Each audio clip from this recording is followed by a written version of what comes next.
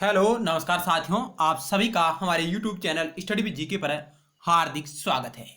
मित्रों, आज हम राजनीति विज्ञान के अंतर्गत महान चीनी विचारक, राजनीतिक चिंतक, राजनीतिक दार्शनिक कन्फ्यूशियस के बारे में चर्चा करेंगे और इनसे जुड़े महत्वपूर्ण फैक्ट और एमसीक्यू के बारे में भी चर्चा करेंगे। साथ ही आइए शुरुआत करते हैं। कन्फ्यूशियस कौन था? कन्फ्यूशियस का जन्म है जो 551 ईसा पूर्व चीन में हुआ था और जिस वक्त इनका जन्म हुआ उस समय झोउ राजवंश का शासन चल रहा था। ध्यान से सुनिएगा, जब कन्फ्यूशियस का जन्म हुआ उस वक्त चीन में झोउ राजवंश का शासन चल रहा था। और कन्फ्यूशियस किस राजवंश से संबंधित रखते हैं? कन्फ्यूशियस का राजवंश कौन सा है? इनका है सांग राजवंश। ध्यान से सुनिएगा, कन्फ्यूशियस का जो राजवंश है वो है सांग राजवंश। और जब इनका जन्म हुआ उस वक्त चीन में झोउ राजवंश का शासन चल रहा था। उस वक्त इनका जन्म हुआ था और इनका जन्म है जो 551 ईसा पूर्व हुआ है। कुछ पुस्तकों में 550 ईसा पूर्व भी मिलता है और इनकी मृत्यु है जो 479 या 480 ईसा पूर्व मानी जाती है। जन्म कब हुआ? यहां से क्वेश्चन बहुत ही कम पूछा जाएगा, कोई चांस नहीं रहते हैं पूछने के, फिर भी इस क्वेश्चन के बारे में हमने चर्चा की है। यानी कन्फ्यूशियस का जन्म चीन में निम्नलिखित में किस वर्ष हुआ था? तो ऑप्शन ए राइट होगा, 551 ईसा पूर्व इनका जन्म हुआ था। और इनका जो राजवंश है वो है सांग राजवंश और इनके जन्म के समय वहां झोउ राजवंश का शासन चल रहा था। और इनका जन्म कहां हुआ है? इनका जन्म लू प्रांत है, लू नाम का एक प्रांत है, वहां पर इनका जन्म हुआ है। लू नाम के प्रांत है, एक राज्य है जहां का एक शहर है शांतुंग।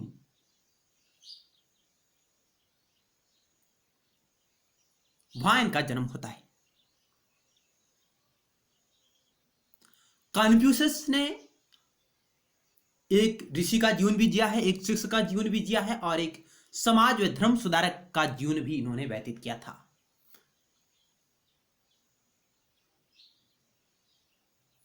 कन्फ्यूशियस ने इस दुनिया को कई विचार प्रदान किए हैं।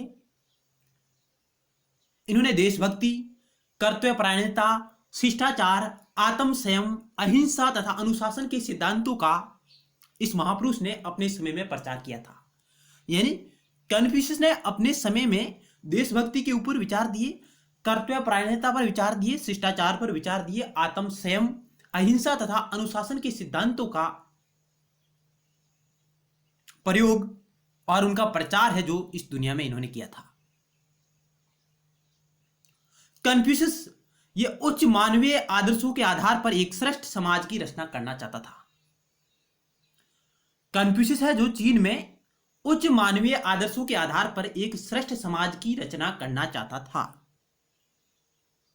और इन्होंने राजनीति को नैतिकता से जोड़कर रखा है। ध्यान रखिएगा, इन्होंने राजनीति को नैतिकता से जोड़कर रखा है।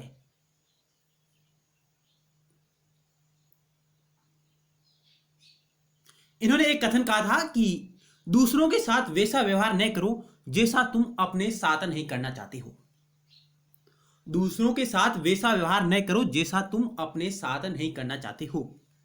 यह इनका एक महत्वपूर्ण कथन रहा है। तो हम इनका नेक्स्ट क्वेश्चन के बारे में चर्चा करते हैं।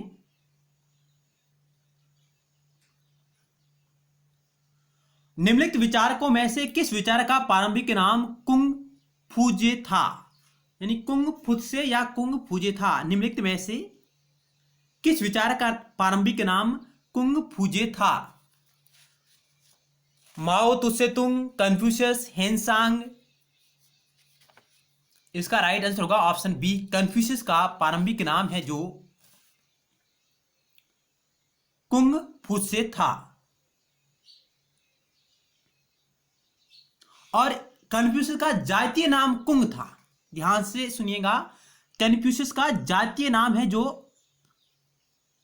कुंग था। क्वेश्चन आ सकता है, कन्फ्यूशियस का जातीय नाम क्या था? इनका जातीय नाम कुंग था और इसी के आधार पर इनका प्रारंभिक नाम है जो कुंग फुत्से रखा गया। और इस कुंग फुत्से का लातिनी स्वरूप ही कन्फ्यूशियस है। ध्यान से सुनिएगा, कन्फ्यूशियस का जातीय नाम कुंग था, इसके आधार पर कुंग फुत्से इनका नाम रखा गया था, प्रारंभिक नाम बचपन में। और कुंग फुत्से का लातिनी स्वरूप ही कन्फ्यूशियस बना है। और इस कुंग का अर्थ होता है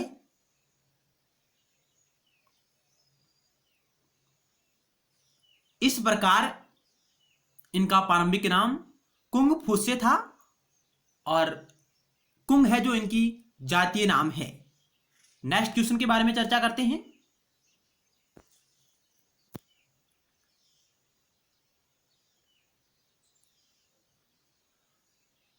मानव चरित्र का निर्माण कविता द्वारा ही होता है और संगीत के द्वारा ही वह पूर्णता प्राप्त करता है। यह कथन निम्नलिखित में से किस विद्वान का है? यानी मानव चरित्र का निर्माण कविता द्वारा ही होता है और संगीत के द्वारा ही वह पूर्णता प्राप्त करता है। यह महत्वपूर्ण कथन किस विद्वान का रहा है? Option A Plato, option B Confucius, option C सुकरात, option D Mao Tse Tung. इस क्वेश्चन का राइट आंसर होगा कन्फ्यूशियस। कन्फ्यूशियस ने संगीत के क्षेत्र पर भी बल दिया था। इन्होंने कहा कि मानव चरित्र का निर्माण कविता के द्वारा ही होता है और संगीत के द्वारा ही वह पूर्णता प्राप्त करता है। यह कथन कन्फ्यूशियस का रहा है। नेक्स्ट क्वेश्चन,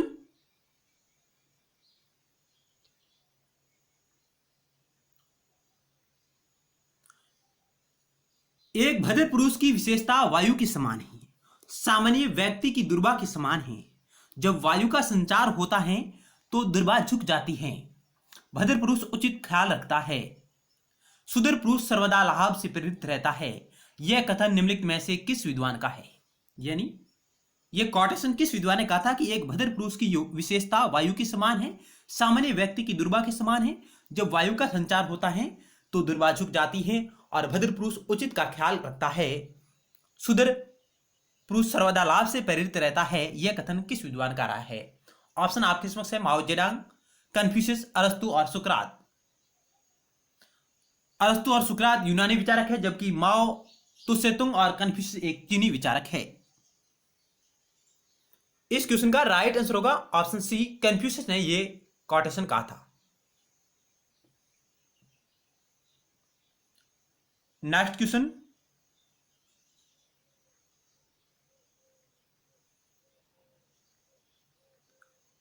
जो कार्य तुम अपने लिए करना पसंद नहीं करते हो वह दूसरों के साथ मत करो। यह कथन निम्नलिखित में से किस विद्वान द्वारा कहा गया?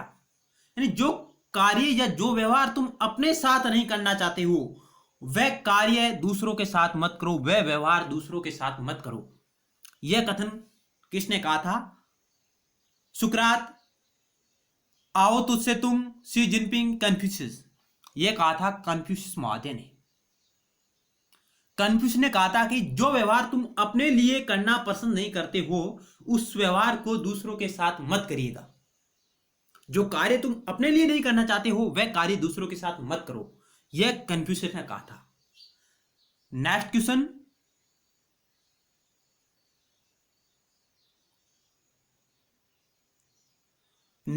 है कन्फ्यूशियस से जुड़ा हुआ रिलेटेड। जब तुम जीवन को नहीं समझते तो मृत्यु को क्या समझोगे? यह कथन निम्नलिखित में से किस विद्वान का है?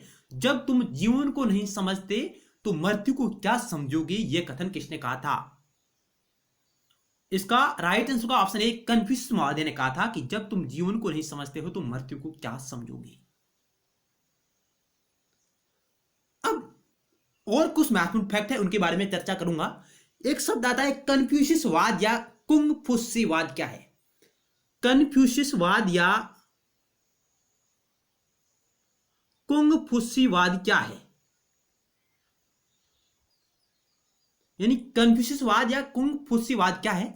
कन्फ्यूशियस के जो दार्शनिक, सामाजिक, राजनीतिक विचारों पर आधारित जो ग्रंथ है, जो इनके विचारों की एक शैली है, उन्हें कन्फ्यूशियसवाद कहा जाता है या कुंगफुत्सीवाद कहा जाता है।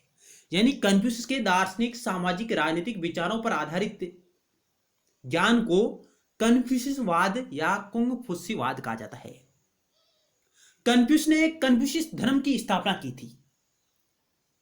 इन्होंने अपने विचार जनता को विधा तथा सद्गुण का पाठ पढ़ाया था। कन्फ्यूशियस ने जनता को विधा यानी शिक्षा तथा सद्गुण का पाठ पढ़ाया था। इन्होंने एक स्कूल की भी स्थापना की थी। कन्फ्यूशियस ने एक विद्यालय की स्थापना की थी जहां पर इन्होंने सदाचार और सुशासन के सिद्धांतों का प्रतिपादन किया और प्रचार करना आरंभ किया था उस स्कूल के माध्यम से। कन्फ्यूशियस ने 22 वर्ष की अवस्था में एक विद्यालय यानी एक स्कूल की स्थापना की थी जहां पर इन्होंने सदाचार और सुशासन से जुड़े सिद्धांतों का प्रतिपादन किया और उनका प्रचार करना आरंभ किया। वह स्कूल धनी कुल के विद्यार्थियों से अधिकाधिक शुल्क लिया करता था। कन्फ्यूशियस है जो गरीब लोगों के लिए एकदम निःशुल्क शिक्षा व्यवस्था की थी उन्होंने, और जो धनी वर्ग, अमीर वर्ग से थे, उनसे वह शुल्क वसूल करता था अधिक मात्रा में। उन्होंने यह भी स्वीकार किया कि गुरु अपने शिष्यों की योग्यता की परीक्षा करके उनके शिक्षण कार्य स्वीकार करेंगे। उन्होंने अपने स्कूल में यह कहा कि गुरु अपने शिष्यों की योग्यता की परीक्षा करके उनके शिक्षण कार्य स्वीकार करेंगे। यानी उन्होंने परीक्षा के ऊपर भी बल दिया। योग्यता आधारित परीक्षा की बात भी कन्फ्यूशियस महोदय ने की थी। उन्होंने कहा कि गुरु अपने शिष्यों की योग्यता आधारित परीक्षा लेके शिक्षण कार्य करेंगे। यह बात भी कन्फ्यूशियस कहता है।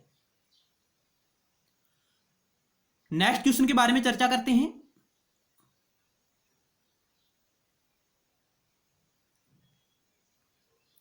नेक्स्ट क्वेश्चन, कन्फ्यूशियस ने महान पुरुष के लिए कितने गुणों की आवश्यकता पर बल दिया है? कन्फ्यूशियस ने महान पुरुषों के लिए कितने गुणों की आवश्यकता पर इन्होंने बल दिया था? एक महान पुरुष के कितने गुण होने चाहिए? ऑप्शन आपके सामने है 10, 9, 8, 7।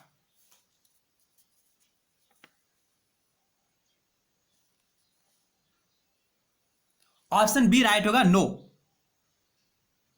कन्फ्यूशियस ने एक महान पुरुष यानी एक शासक के लिए 9 गुण अपनाने पर बल दिया था इन्होंने। महान पुरुष जो शासक बनने के योग्य है, उसे कितने गुणों का पालन करना आवश्यक है? तो इन्होंने कहा कि उसे 9 गुणों का पालन करना आवश्यक है। यानी सम्राट को आचरण में अपने पद की गरिमा के अनुरूप व्यवहार करना चाहिए। इन्होंने कहा कि जो महान पुरुष या सम्राट या शासक है, जिसे आचरण में अपने पद की गरिमा को सुरक्षित रखने के लिए, उस पद की गरिमा के अनुरूप आचरण के लिए 9 नियमों का पालन करना अति आवश्यक इन्होंने बताया था। यानी कन्फ्यूशियस ने महान पुरुष के लिए 9 गुणों को आवश्यक माना है। ध्यान रखिएगा, ऑप्शन बी राइट होगा। नेक्स्ट,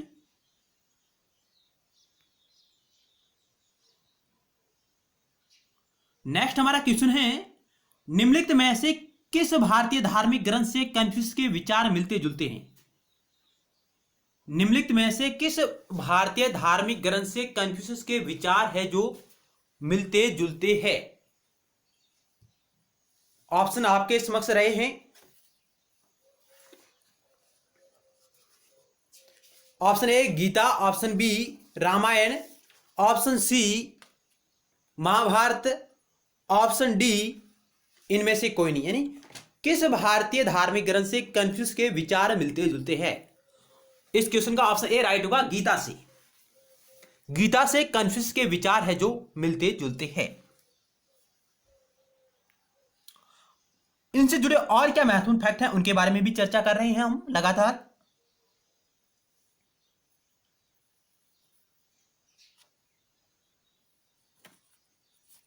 इनका एक और महत्वपूर्ण कथन आता है, संगीत के प्रभाव में भोजन का स्वाद ही मैं भूल जाता हूं।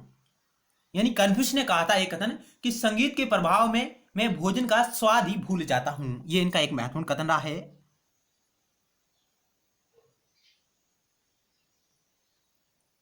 इनका एक और महत्वपूर्ण मस्ट कथन रहा है, जो विद्यार्थी विषय के एक कोण के समझने पर बाकी तीनों कोणों को नहीं जान लेता, मैं उसे पाठ देना ही बंद कर देता हूं।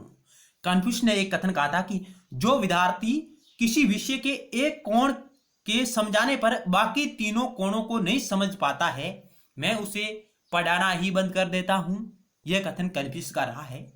एक बार पुनः मैं इसको आपको बताना चाहूंगा कि जो विद्यार्थी विषय के एक कोण के समझाने पर बाकी तीनों कोणों को नहीं जान लेता, मैं उसे पाठ देना या पढ़ाना ही बंद कर देता हूं। यह कथन कन्फ्यूशियस ने कहा था।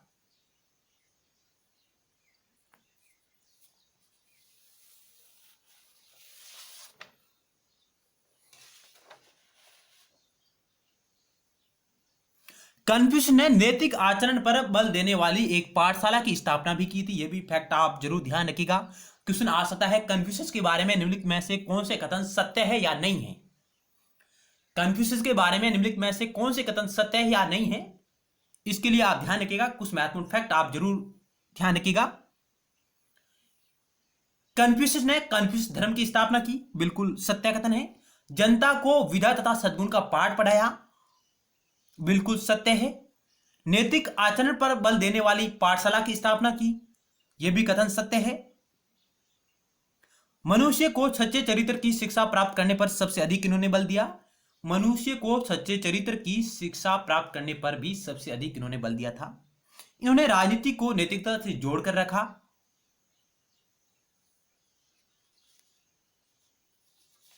और इन्होंने जीवन की सार्थकता है जो सद्गुणों एवं परोपकार में बताई। यानी कन्फ्यूशियस एक आदर्शवादी दार्शनिक रहे, ध्यान से रखिएगा। कन्फ्यूशियस एक आदर्शवादी दार्शनिक रहे। इन्होंने जीवन की जो सार्थकता है सद्गुणों एवं परोपकार में बताई। मनुष्य है जो अच्छे सद्गुण करेगा और परोपकार करेगा, उसी में ही मनुष्य का भला है। कन्फ्यूशियस का एक और महत्वपूर्ण विचार था, इन्होंने कहा कि राज्य और समाज पर हमेशा नैतिक पक्ष हावी होना चाहिए। यानी कन्फ्यूशियस महोदय कहते हैं अपने विचारों में कि राज्य और समाज पर हमेशा क्या है, नैतिक पक्ष हावी होना चाहिए। जीवन की सार्थकता स्वार्थ में नहीं होकर परमार्थ में निहित है। इन्होंने कहा कि जीवन की जो सार्थकता है, जो स्वार्थ में नहीं होकर किस में निहित है, परमार्थ में निहित में। ये इन्होंने विचार दिए थे। कन्फ्यूशियस को लोग ली के नाम से भी जानते हैं। कन्फ्यूशियस को लोग ली के नाम से भी जानते हैं। इन्होंने जीवन की सार्थकता स्वार्थ में नहीं होकर परमार्थ में निहित है, ये भी इन्होंने कहा था। कन्फ्यूशियस ने किताबों का लगातार पठन पाठन किया, जिसके कारण इन्हें ड्यूक ऑफ लू भी कहते हैं लोग। यानी कन्फ्यूशियस ने लगातार किताबों का अत्यधिक पठन पाठन किया था, जिसके कारण इन्हें लोग है जो ड्यूक ऑफ लू,